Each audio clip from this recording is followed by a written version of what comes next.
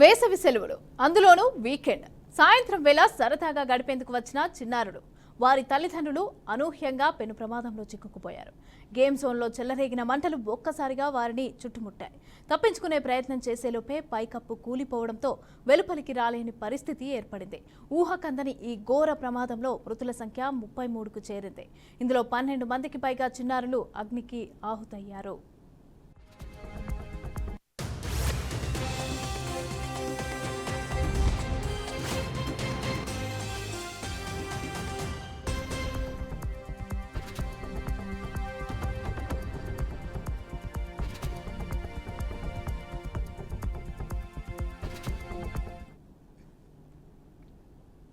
అసలు ఇంతటి విషాదానికి కారణం ఏంటి?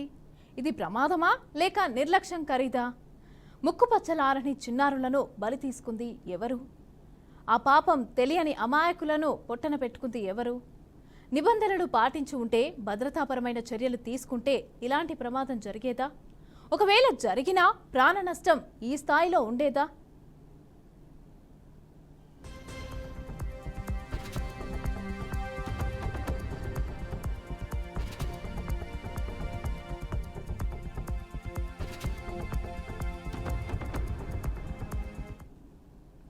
ఎవరో చేసిన తప్పుకు ఎంతో మంది జీవితాలు అగ్నికి ఆహుతైపోయాయి. సెలవు రోజు సరదాగా గడుపుదామని వెళ్లిన వాళ్ళు మృత్యు కౌగిలిలోకి చేరిపోయారు. ఒక్కసారిగా పొగలు, ఆ వెంటనే దట్టమైన మంటలు. ఏం జరుగుతుందో తెలిసేలోపే గాల్లో కలిసిపోయిన ప్రాణాలు. గుజరాత్ రాజ్కోట్లోని స్థానిక టీఆర్పీ గేమ్ జోన్లో జరిగిన అగ్ని ప్రమాదం దేశవ్యాప్తంగా సంచలనం సృష్టించింది. ఒకరు కాదు, ఇద్దరు కాదు, ఏకంగా 33 మందికి పైగా మంటల్లో చిక్కుకొని ప్రాణాలు కోల్పోయారు. అందులో 12 మంది పిల్లలు కూడా ఉన్నారు. ఊహించుకుంటేనే గుండె తరుక్కుపోతోంది. ఇక అక్కడి పరిస్థితి ఎలా ఉంటుందో చూస్తే ఎవరికైనా కన్నీళ్లాగవు.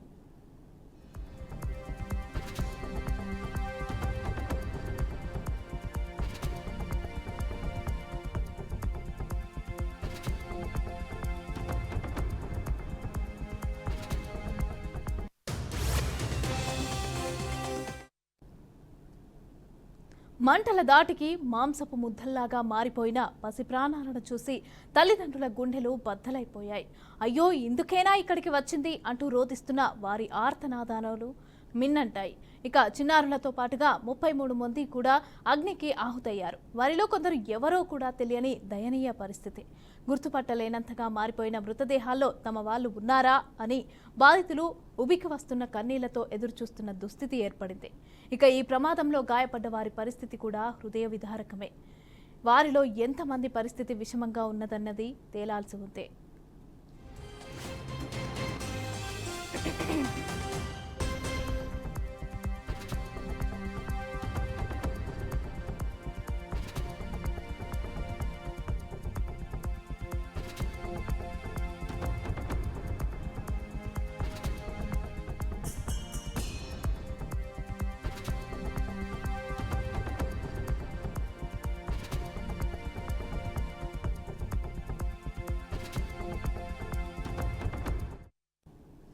రాజ్కోట్లో జరిగిన ఈ ఘోర ప్రమాదం వెనుక కారణాలు ఇంకా తెలియరాలేదు. అయితే అందిన సమాచారం ప్రకారం టీఆర్పీ గేమ్ జోన్ పేరుతో ఈ స్థలంలో పెట్రోల్, డీజిల్ డబ్బాలను ఉంచినట్లు తెలుస్తోంది. దాని కారణంగానే మంటలు చెలరేగాయని అంటున్నారు. ప్రస్తుతం మంటలు అదుపులోకి వచ్చాయి. టీఆర్పీ గేమ్ జోన్లో ఉంచిన జనరేటర్ను నడపడానికి 1500 నుంచి 2000 లీటర్ల డీజిల్ నిల్వ ఉంచారు. అదేవిధంగా గో కార్ రేసింగ్ కోసం కూడా ఇక్కడ 1000 నుంచి 1500 లీటర్ల పెట్రోల్ ఉంది. మంటలు చెలరేగటంతో ఒక్కసారిగా పెట్రోల్, డీజిల్ డబ్బాలకు మంటలు వ్యాపించాయి. దీంతో మంటలు మరింత వేగంగా ఎగిసిపడ్డాయి. గేమ్ జోన్ నిర్మాణం మొత్తం బూడిదైపోయింది. ఇక TRP game zone fire no objection certificate కోసం దరఖాస్తు చేయలేదని Rajkot deputy municipal commissioner Swapnil Khare చెప్పారు. గేమింగ్ జోన్ వివరాలను కూడా పరిశీలిస్తున్నట్లు చెప్పారు. ఈ అగ్ని ప్రమాదం తర్వాత పోలీసులు దర్యాప్తు ముమ్మరం చేశారు. ఇక TRP game zone manager Nitin Jain తో పాటుగా గేమ్ జోన్ యజమాని యువరాజ్ సింగ్ సోలంకిని కూడా పోలీసులు అదుపులోకి తీసుకున్నారు. శనివారం అర్ధరాత్రి వారిని అరెస్టు చేసినట్లుగా పోలీసులు తెలిపారు. అయితే గేమ్ జోన్ కి 3 భాగస్వాములు ఉన్నారు. వీరిలో ప్రకాష్ జైన్, యువరాజ్ సింగ్ సోలంకి, రాహుల్ రాథోడ్ ఉన్నారు. ఇప్పుడు అగ్ని ప్రమాదానికి గల కారణం, ఇక్కడే అనుమతి పత్రాల గురించి పోలీసులైతే వారిని విచారించనున్నారు.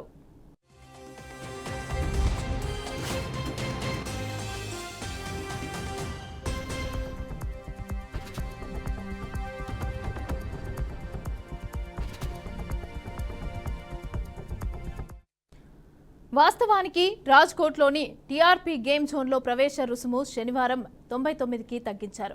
వేసవి సెలవులు వారాంతాల్లో పిల్లలను ఆకర్షించడానికి గేమ్ జోన్ ద్వారా ఈ పథకం అమలు చేశారు. దీంతో పెద్ద సంఖ్యలో ప్రజలు ఇక్కడికి చేరుకున్నారు. గేమ్ జోన్లో చిన్నారులతో పాటు పలువురు వివిధ రకాల ఆటలను ఆస్వాదిస్తున్న సమయంలో ఈ ప్రమాదం జరిగిందని ప్రత్యక్ష సాక్షులు చెబుతున్నారు.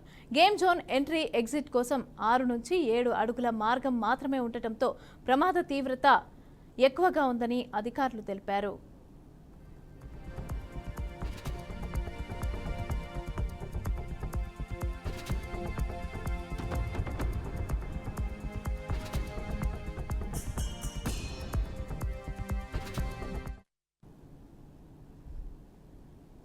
రాజ్కోట్లో జరిగిన ఈ ఘోర ప్రమాదం తర్వాత గుజరాత్ ప్రభుత్వం దిద్దుబాటు చర్యకు దిగింది. ఈ ఘటనపైన విచారణను additional director general of police Subhash Trivedi నేతృత్వంలోని 5 సభ్యుల ప్రత్యేక దర్యాప్తు బృందానికి అప్పగించింది. అగ్ని ప్రమాద ఘటనతో రాజ్కోట్లోని అన్ని గేమింగ్ జోన్లను కూడా నిలిపివేయాలని పోలీసులు నోటీసులు ఇచ్చారు.